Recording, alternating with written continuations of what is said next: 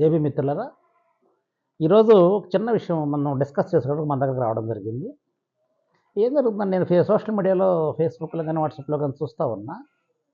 చాలామంది మిత్రులు ఆవేశంగా రాసి పెట్టుకోండి, మళ్ళీ జగనన్నే, చంద్రబాబు 123, తెలుగుదేశం గెలుస్తుంది చూడు. ఒకళ్ళైతే ఒక మిత్రుడైతే అక్కడికి ముందుకేసి కమ్మోళ్ళ వల్లే మాలా మాదిగలను అభివృద్ధి చేయడం సాధ్యమవుద్దని, ఇట్లా డిఫరెంట్ క్యాప్షన్స్ తోటి పిఠాపురంలో గెలిచేది గీతమ్మే రాసుకోండి కావాలంటే 6,640 మెజారిటీ ఒక ఆయన, ఇంకో చోట గెలిస్తే మా రుద్రరాజు గెలుస్తాడు ఒక ఆయన, గంగిరెడ్డికి తిరుగులేదని ఇంకొక ఆయన, ఇట్లా ఒక్కొక్కళ్ళు కామెంట్లు చేసుకోవటం. రామకృష్ణారెడ్డి మన మాచర్ల ఎమ్మెల్యే మీద పోస్టులు పెడితే మీకు తెలియదు ఇక్కడ లోకల్గా రాజకీయం, మీరు తెలుగుదేశం వాళ్ళు గుండాగిరి చేశారు, మీరు తెలియకుండా ఏదో పేపర్లో వేసి చూసి మాట్లాడుతానని చెప్పి బాధపడే మిత్రులు కొంతమంది. ఇట్లా అసలు జగన్మోహన్ రెడ్డి గెలిస్తే తన కుటుంబం గెలిచినట్టుగా మాట్లాడేటటువంటి ఎస్సీ సోదరులు ఎక్కువ మంది కనిపిస్తున్నారు. ఎస్టీలు బీసీ సోదరులు పెద్దగా ఎవరు కనిపించలేదు. అసలు నీకు ఆ పార్టీ అధినేతలకు సంబంధించిన కులాలలో అయితే అసలు ఎప్పుడు మాట్లాడరు. వాళ్ళు సైలెంట్గా ఉంటారు, వాళ్ళు చూస్తూ ఉంటారు ఏం జరుగుతుంది అనేది చూస్తూ ఉంటారు. ఆవిడ వేణుస్వామి చెప్పాడని చెప్పేసి ఈ మధ్య వాడిని ట్రోల్ చేయడం, మళ్ళీ వేణుస్వామి నువ్వు తప్పు చెప్పావని చెప్పేసి. మిత్రులారా ఒకసారి మీరు ఆలోచించండి. ఓకే, జగన్మోహన్ రెడ్డి గారి కోసం కొంతమంది ఏదో పాదయాత్రలు మోకాళ్ళ మీద కూడా నడుచుకుంటూ గుడి దగ్గర ఎక్కుతున్నారు. వాళ్ళు కూడా ఎక్కువ ఎస్సీ వాళ్ళే ఉన్నారు. వాళ్ళలో కూడా ఏం ఉపయోగం? జగన్మోహన్ రెడ్డి గెలిచాడు, మళ్ళీ మీకు వచ్చే ఆదాయం ఏంటి? మీరు జెండా మోయటం కాకుండా మీ మీ స్టేటస్ ఏమన్నా మారుతుందా? గ్రామంలో ఉండే సుబ్బారెడ్డో, లేకపోతే తెలుగుదేశం గెలిస్తే వెంకయ్య చౌదరో, లేకపోతే పుల్లయ్య చౌదరి కాడకపోకుండా మీరు డైరెక్ట్గా రాజకీయం ఏమైనా చేయగలరా? జగన్మోహన్ రెడ్డి గారికి వస్తే మీ ఊర్లో ఏదైనా ఒక ఇష్యూ వస్తే పోలీస్ స్టేషన్కి మీరు వెళ్ళి ఎస్ఐ గారితో మాట్లాడగలరా? పోనీ ఇంట్లో కూర్చొని ఎస్ఐకి ఫోన్ చేస్తే మీరు చెప్పిన కేసు కట్టం కానీ లేదా మీరు చెప్పింది ఆపేయటం కానీ చేస్తాడా? జగన్మోహన్ రెడ్డి గెలిచినా, చంద్రబాబు నాయుడు గెలిచినా, పవన్ కళ్యాణ్ గెలిచినా, ఇంకొకళ్ళు గెలిచినా, ఎవరు గెలిచినా కూడా మీ స్థానం ఏంటి? మీ స్థాయి ఏంటి? ఎస్సీ నాయకులు ప్రతి ఒక్కళ్ళ స్థాయి ఏంటి? ఈవెన్ ఎమ్మెల్యేని కూడా అడుగుతున్నా, ఎస్సీ ఎమ్మెల్యే స్థాయి ఏంటి? మీరేమో డైరెక్ట్గా తలుపు నెట్టుకొని ముఖ్యమంత్రి దగ్గరికి ఏమైనా పోగలరా? ముఖ్యమంత్రి దగ్గరికి వెళ్ళి 72,000 కోట్ల సప్లై నిధులు అప్పళంగా తినేసింది గత గవర్నమెంట్, గత ప్రభుత్వం. మళ్ళీ ఇప్పుడు నువ్వే వచ్చావు, మా 72 కోట్ల రూపాయలు మాకు ఇస్తావా లేదా అని ఏ ఎమ్మెల్యే షెడ్యూల్డ్ కేస్తే 29 మంది ఎమ్మెల్యే ఎవడైనా కూడా ధైర్యంగా పోయి ముఖ్యమంత్రి తలుపు కట్టి అడగగలరా? లేదు, చంద్రబాబు వచ్చాడు, ఇప్పుడు నక్కానందబాబుదే గెలుపు, లేకపోతే ఇంకొక శ్రావణ కుమార్దే గెలుపు అని గుండెలు బాదుకున్న షెడ్యూల్డ్ కేస్ట్ నాయకులు ఎవరైనా వెళ్ళి చంద్రబాబు నాయుడు దగ్గరికి వెళ్ళి, వాడు చంద్రబాబు నాయుడు గెలిచాడు అనుకుందాం, వెళ్ళి 72,000 కోట్ల గత ప్రభుత్వం దోచుకుంది, మా 72,000 కోట్లు మాకు రిలీజ్ చేస్తావా చేయవా అని చెప్పి అక్కడ ఎదురుగా కూర్చొని మాట్లాడే దమ్ము, ధైర్యం గ్రామ స్థాయి నాయకుడి దగ్గర నుండి ఎమ్మెల్యేలకు కానీ, మంత్రులు అయితే మంత్రికి కానీ ఉంటుందా? ఉండదు కదా. కోడికత్తి సీన్ 5.5 సంవత్సరం పాటు జైల్లో పెట్టారు.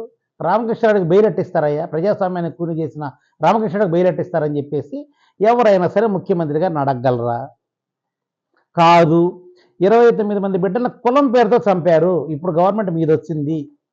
ఈ గవర్నమెంట్లో ఒక్క బిడ్డని మా కులం పేరుతో చంపితే, కులం పేరుతో దూషిస్తే, లేదు మా ఆస్తులు లాక్కుంటే, అనంతపురం లేపాక్షి మండలంలో గోపాలకృష్ణ అని చెప్పి ఒక తమ్ముడు దాదాపు కొన్ని సంవత్సరాల నుంచి పోరాడుతున్నాడు. 250 ఎకరాలు మా పొలం లాక్కున్నారు అని చెప్పేసి ఎంఆర్ఓ రాసిందే ఫైనల్ అవుతుంది, ఎమ్మెల్యే చెప్పిందే ఫైనల్ అవుతుంది. తమ్ముడు పోరాడుతూనే ఉన్నాడు. లేపాక్షి మండలంలో మా పొలం లాక్కున్నారు. ఎవడు లాక్కుంది? ఎవడు? ఉపరాష్ట్రపతిగా పనిచేసి దిగిపోయిన వెంకయ్య నాయుడు ఉన్నాడు చూసావా, వాడి బావమరిది, వాడి బంధువులు లాక్కున్నారు. ఆ పొలం ఏమైనా మీరు లాక్కోగలరా? ఏమైనా అడగగలరా? దాదాపు ఈ జగన్మోహన్ గవర్నమెంట్ వచ్చిన తర్వాత 1,20,000 ఎకరాలు ఇళ్ల స్థలాలకు ఇచ్చింది అయితేనేమి, అసైన్మెంట్ ల్యాండ్ అయితేనేమి, ఈ షెడ్యూల్డ్ క్యాస్ట్, షెడ్యూల్డ్ ట్రైబ్స్, బీసీల కంట్రోల్ ఉన్నటువంటి పొలాన్ని లాక్కున్నాడు అక్రమంగా.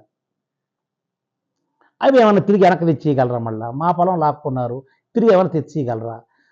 అసైన్మెంట్ ల్యాండ్లు అన్నీ పక్కాగా ఎవడి పేరుతో ఉంటే వాడి పేరుతో మొత్తం ఎక్కిచ్చేసి వాళ్ళందరికీ జగన్మోహన్ చివరి రోజుల్లో చట్టం తీసుకొచ్చేసి వాళ్ళందరికీ ఎక్కిచ్చేసి వాళ్ళందరి పేర్లు పాస్బుక్లో, పట్టాదారు పదవిలో వాళ్ళకి పార్టీ కోసం పనిచేసిన కమ్యూనిటీలన్నిటికీ వాళ్ళ కమ్యూనిటీలకు చేసుకున్నాడు.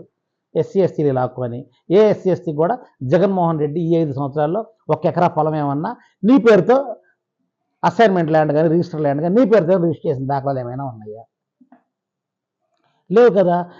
రేపు అదే జగన్మోహన్ రెడ్డి వచ్చాడు, జగన్మోహన్ రెడ్డి దగ్గరికి ఏ ఎస్సీ క్యాండిడేట్ అయినా, ఏ బీసీ క్యాండిడేట్ అయినా, ఏ ఎస్టీ క్యాండిడేట్ అయినా, ఎమ్మెల్యే కానీ, మంత్రి కానీ, లేకపోతే ఎంపీపీ కానీ, ఏ నాయకుడైనా, ఇప్పుడు గుండెలు బాదుకున్న నాయకులు ఎవరైనా పోయి 12 లక్షల టిట్కో ఇళ్ళు కట్టించి 5 సంవత్సరాల నుంచి మా కోసం అక్కడ పడేసి ఉన్నాయి, ఊరకిస్తానని చెప్పావు కదా, ఇవయ్యా అని చెప్పావని అడగగలవా? 6 సార్లు పెంచిన ఆర్టీసీ ఛార్జీలు తగ్గించాల్సిందే అని వచ్చిన ముఖ్యమంత్రిని ఎవరైనా పోయి అడగగలరా? 6 సార్లు పెంచిన కరెంటు ఛార్జీలు తగ్గించాల్సిందే, తగ్గించకపోతే మేము ఒప్పుకోం అని ఎవరైనా అడగగలరా? ఎన్నికల ప్రచారంలో నీ మేనిఫెస్టోలో కానీ ఎన్నికల ప్రచారంలో కానీ ఈ రేట్లు తగ్గిస్తాను, ఇదిగో ఈ 6 వస్తువుల రేట్లు తగ్గిస్తానని చెప్పే ముఖ్యమంత్రి గారు మీరు తగ్గిస్తారా లేదా అని చెప్పేసి ఎదురుపోయి కూర్చొని మాట్లాడే ధైర్యం కానీ ఎవరికైనా మీకు ఉందా? తెలుగుదేశం ఓడిపోతుందో రాసి పెట్టుకోండి ఒక మిత్రుడు పెడతాడు, జగనన్న వచ్చే ప్రసక్తే లేదు కావాలంటే రాసుకోండి అని చెప్పేసి ఇంకొక మిత్రుడు పెడతాడు. జగన్మోహన్ రెడ్డికి చంద్రబాబు నాయుడుకి లేని బాధ, వాళ్ళ పార్టీలో అప్పలంగా లక్షల కోట్లు రేపు అధికారంలోకి వస్తే దోచుకునేవాడికి లేని బాధ, జెండాలు మోసే మీకెందుకు? మీరెందుకు తన్నుకుంటున్నారు? మీకు వచ్చే ఆదాయం ఏంటి? ఏ ముఖ్యమంత్రి రేపు వచ్చిన వెంటనే ఆరోగ్యశ్రీని రద్దు చేయండి, ఫీజు రియంబర్స్మెంట్ పథకాన్ని రద్దు చేయండి, ఆ డబ్బులు పెట్టి గవర్నమెంట్ కార్పొరేట్ స్థాయి హాస్పిటల్స్ కట్టండి, గవర్నమెంట్ కార్పొరేట్ స్థాయి వైద్యం మాకు ఏర్పాటు చేయండి, మా పేరుతోటి కార్పొరేట్ హాస్పిటళ్ళకి, మీ దోపిడీకులకు చెందినటువంటి హాస్పిటల్స్కి డబ్బులు దోచిపెడుతున్నారు, దీన్ని మేము క్షమించము అని ఎవడైనా మాట్లాడే దమ్ము ధైర్యం ఎమ్మెల్యేకి కానీ మంత్రికి కానీ గ్రామ స్థాయి ఇప్పుడు గుండెలు బాదుకున్న నాయకులకు కానీ ఎవరికైనా ఉందా? జగన్మోహన్ రెడ్డి గారు 5 సంవత్సరాల పరిపాలనలో ఎస్సీ వాళ్ళ నిధులు 72,000 కోట్లు, బీసీ వాళ్ళ నిధులు 1,32,00,000 కోట్లు, ఎస్టీల నిధులు 36,000 కోట్ల రూపాయలు అప్పలంగా అందరికీ పంచిపెట్టాడు రా స్వాములారా. అంటే అదే ఎస్టీ, అదే ఎస్సీ, అదే బీసీ, జగన్ అన్నే మళ్ళీ సీఎం.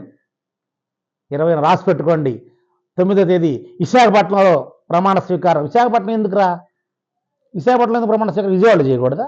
గుంతకాల్లో చేయండి. అసలు రాజధాని అక్కర్లేదు అంటున్నారు కదా, మళ్ళీ విశాఖపట్నం ఎందుకు? ఏ చెట్టు కింద చామ కింద చేయొచ్చు కదా. సిద్ధం సభలు పెట్టుకుంటే ఎక్కడ పొలాల్లో ఒక 5 ఎకరాల పొలం తీసుకొని అక్కడ ప్రమాణ స్వీకారం చేయండి. మనకు రాజధాని అక్కర్లేదు కదా, మళ్ళీ విశాఖపట్నం ఎందుకు? విశాఖపట్నం రాజధాని అవసరమా? రాజధాని లేకుండానే ఎన్నో జరిగిన చెప్పి అన్ని పథకాలు జరిగినాయని చెప్పేసి రాసుకున్న దరిద్రులు కదా మీరు. మళ్ళీ ఇప్పుడు రాజధాని విశాఖపట్నం ఎందుకు ప్రమాణ స్వీకారం? ఎక్కడో దగ్గర సిద్ధం సభలు పెట్టుకున్నట్టు ఒక సభని పొలాల్లో పెట్టుకొని చేయమని దమ్ముంటే రాజధాని అక్కర్లేదని చెప్పమనండి. లేదు, అడిగే దమ్ము లేదు, మాట్లాడే దమ్ము లేదు, ప్రశ్నించే ధైర్యం లేదు. తన్నినా, కొట్టినా, తిట్టినా, చంపినా రేపు జగన్మోహన్ రెడ్డి ముఖ్యమంత్రి వచ్చిన, చంద్రబాబు నాయుడు ముఖ్యమంత్రి ప్రమాణ స్వీకారం చేసిన తర్వాత వెళ్ళి మా షెడ్యూల్డ్ క్యాస్ట్కి చెందినటువంటి డ్రైవర్ సుబ్రహ్మణ్యాన్ని చంపి శవాన్ని ఇంటికి ఇచ్చినోడు ఎమ్మెల్సీగా ఉన్నాడు, ఆడు ఎమ్మెల్సీ పదవి రద్దు చేయండి, ఆయన జైలుకి పంపించండి అని చెప్పేసి అడిగే దమ్ము ధైర్యం మీకు ఎవరికైనా ఉన్నాయా? ఎవరన్నా ముఖ్యమంత్రి కానీ జగన్మోహన్ రెడ్డి అవుతాడా, చంద్రబాబు అవుతాడు, ఇంకోళ్ళు అవుతారా? నాకు అనవసరం. ఎవరు ముఖ్యమంత్రి అయినా 59 బీసీ కార్పొరేషన్లు పెట్టారు, ఒక్క కార్పొరేషన్ కూడా 1 రూపాయి నిధులు విడుదల చేయలేదు, ఒక్క బిడ్డను కూడా బీసీ బిడ్డని బాగు చేసే ప్రయత్నం చేయలేదు, ఒక్క కుటుంబాన్ని కూడా ఆర్థికంగా ఆదుకునే ప్రయత్నం గత ప్రభుత్వం చేయలేదు. ఇప్పుడైనా నువ్వు చేస్తావా అని చెప్పి జగన్మోహన్ రెడ్డిని కానీ, లేదు నీ కోట్లేసి గెలిపించాం కాబట్టి నువ్వు ముఖ్యమంత్రి అయ్యే చంద్రబాబు అయితే చంద్రబాబును కానీ అడిగే దమ్ము ధైర్యం ఎవరికైనా ఉన్నాయా? అసలు ఎస్టీలని మనుషులుగానే చూడటం లేదు. ఎస్టీలు ఉన్నారని, వాళ్ళకు ఓట్లు ఉన్నాయని, వాళ్ళు ఓట్లు వేస్తారని చెప్పేసి కనీసం ఆలోచన కూడా చేయడం లేదు. వాళ్ళ గురించి మాకు ఎస్టీలు ఈ విధంగా నాశనం అయిపోతున్నారు, వాళ్ళు ఇంకా చెరువు కట్ల కింద, చెరువు పుట్ల కింద, కాలువ గట్ల కింద బ్రతుకుతున్నారు గుడిసెలు వేసుకొని. మాట్లాడగలరా? ఎవరికైనా మాట్లాడే దమ్ముందా? ఆ దమ్ము లేనప్పుడు ఈ సంకలు గుద్దుకోవడం ఎందుకురా, ఈ గొడ్లు దించుకోవడం ఎందుకురా? మీ అమ్మ అబ్బాకు ఇచ్చినటువంటి చొక్కాలు ఎందుకు దించుకుంటున్నారు మీరు? వాడే గెలుస్తాడు, ఈడే గెలుస్తాడు, వాడే వస్తాడు, ఈడే వస్తాడు అని చెప్పేసి ఎందుకు పొడుచుకు చేస్తున్నారు మీరు? ఒకసారి ఆలోచించలేరా?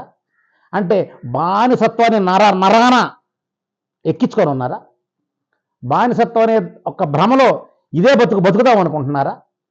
బానిసత్వం వీటి బయటికి రావాలని ప్రయత్నం కూడా చేయరా? రానియండి, జగన్మోహన్ గారు ముఖ్యమంత్రి అయ్యారు, సంతోషం, హ్యాపీగా వెళ్ళి మాకు రావాల్సిన డబ్బులు నువ్వు పోయినసారి గోల్మాల్ చేశావు, అందరికి పంచావు, ఆ డబ్బులతో మొదలుపెట్టి ఇప్పుడు మాకు రావాల్సిన నిధులు పంచవా? కార్పొరేషన్కి రావాల్సిన నిధులు కార్పొరేషన్ విడుదల చేస్తావా చేయవా? ఎక్కడ అట్రాసిటీ జరిగినా ఆ ఎమ్మెల్యే మీద అట్రాసిటీ కేసు పెట్టాలి అని నువ్వు డిమాండ్ చెయ్యాలి. అది కలేజీ అంటే, అది దమ్ అంటే, అది నాయకుడు అంటే, అది నాయకత్వ లక్షణం అంటే. అటువంటి వ్యక్తులు ఎవరైనా ఉంటే పెట్టండి, పోస్టులు పెట్టండి. జగన్మోహన్ రెడ్డి గెలుస్తాడు, 175కి 175 వస్తాయి. వచ్చిన వెంటనే నేను వెళ్ళి నా 72,000 కోట్ల రూపాయలు విడుదల చేస్తావా లేదని జగన్మోహన్ రెడ్డి నిలదీస్తాను, ఎందుకంటే నేను కష్టపడి గెలిపించాను కాబట్టి అని చెప్పే దమ్ము ధైర్యం జగన్మోహన్ రెడ్డి కోసం తిరిగినటువంటి వైసీపీలో పనిచేసే ఎస్సీ, ఎస్టీ, బీసీ, ముస్లిం మైనార్టీ లీడర్లకు ఎవరికైనా ఉంటే వాళ్ళు పెట్టండి పోస్టులు, ఇబ్బంది లేదు. అదే టీడీపీలో పసుపు జెండా కప్పుకొని వాళ్ళ జెండాలు మోసి వాళ్ళకు బానిసత్వం చేసి వాడు